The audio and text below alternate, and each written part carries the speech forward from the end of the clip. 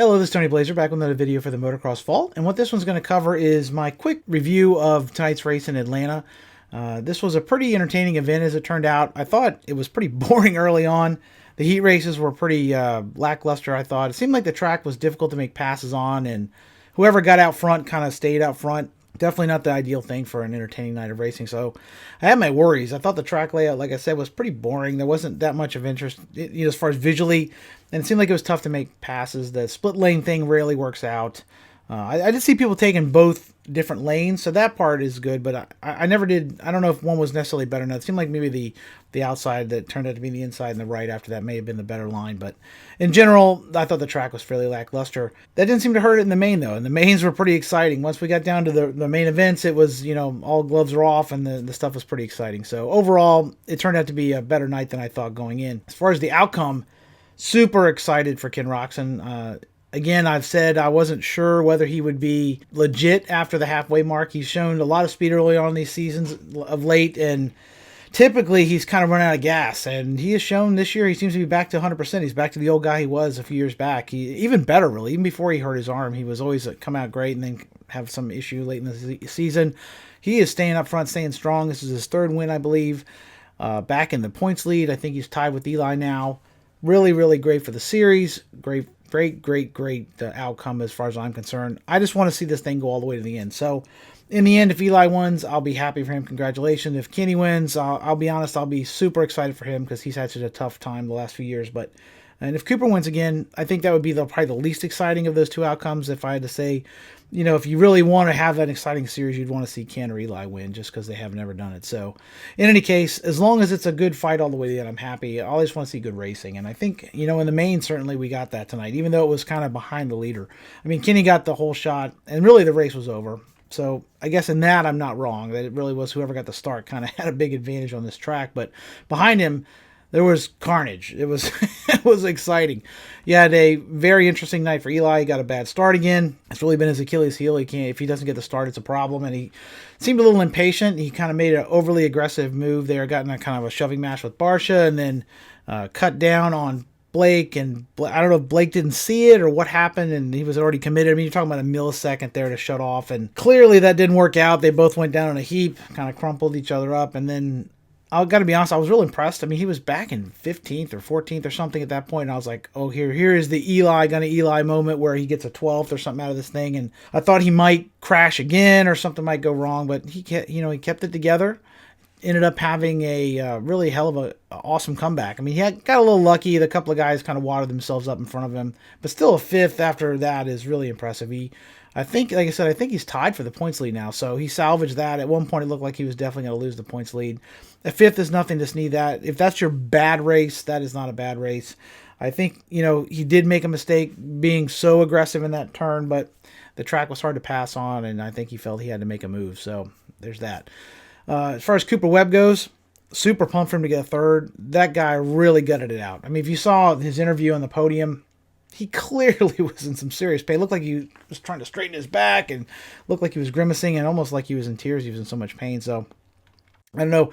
I crashed one time and hurt my back and bruised my coccyx and all this stuff. And it's like, you can't sit. You can't do anything. It's brutal. And then to be out there getting, kicked in the rear in the whoops and landing off those jumps, it's got to be tough. I'm sure he got a shot, but still, mad props to him coming out. I was so worried about how he was going to be last week, and I was, even after you heard he was okay, it's like 50-50 he'd ride. A lot of times, you get a couple of days after an injury and it gets even worse. So props to Doc G and his team and everybody got him ready to go. Even if he was miserable, he really toughed it out, and I think he's maybe 24 points down now, and that certainly is not ideal, but anything can happen as long as he's still within a race. So something goes wrong for those guys, a DNF or something, he could be right back in this. I wouldn't say that. I mean, I think he's still going to be a tick off because of the injury is probably going to linger for a while. It's going to take a while to heal up, but great job by Cooper. I was, like I said, on my feet cheering for him at the end. I thought that it was a very impressive race. I thought Eli might get him, and it really was a battle there with Davalos and him at the very, very end, and it was an impressive ride for him to get third. Speaking of Davalos, holy crap, what a great ride. I mean, I guess he had got a third maybe at Washougal, if I'm thinking of when he was on Husqvarna a couple years ago. But this was by far his most impressive ride in Supercross. He was in the 450 class. He was in second for probably half the race before Barsha finally got him, and then third for 90% of the race. Kind of wheels came off there at the end a little bit. I'm not sure what he finally finished, maybe 7th or 8th, I'm not sure. But in any case, he showed everybody that he has legitimate speed. The guy was very impressive. Same thing can be said about Justin Hill and Vince Freeze. Man, if you think about Vince Freeze's career and where he was even a few years ago, where you would have seen him basically like a back marker getting, being accused of taking people out and blocking them and cross jumping in them and all the ugly stuff going on there. To see him up front and legitimately, he was pressuring Justin for third at one point. I mean, I don't know if Hill was just getting tired. Probably that's what was going on. But still, he was pressuring him. I was like, oh, he's going to make the pass here. That's damn impressive. And that guy is really, really, he's kind of like a little bit like Weston Pike. A little bit like Weston Pike, where it's a guy with clearly not the most talent, but kind of workmanlike. Little bit uglier career moments than Weston probably, but same kind of thing where you see a guy kind of really doing well, and he is making the most of his talent and doing really well. So good for MCR. Great night for those guys. They got a lot of TV time, and I thought Justin might get a third out of this thing, but kind of like, again, it kind of fell apart at the end. The same old guys kind of up front, but still an impressive ride by those guys. In the 250 class, I would have to say that Chase Sexton is really impressing me. I again was not a Chase Sexton believer. I thought he kind of lucked into it last year, and I didn't even know if he would defend this title. I figured McElrath would kind of run away with this thing, but he is impressing me. Like I said, he's really showing that he's legitimately worthy of that number 1 plate. He rode really well, got into a little bit of a tussle there with RJ Hampshire, and then checked out and won the race. It was a very impressive win for him. Now he's got a clear points lead. Very good. I salute you.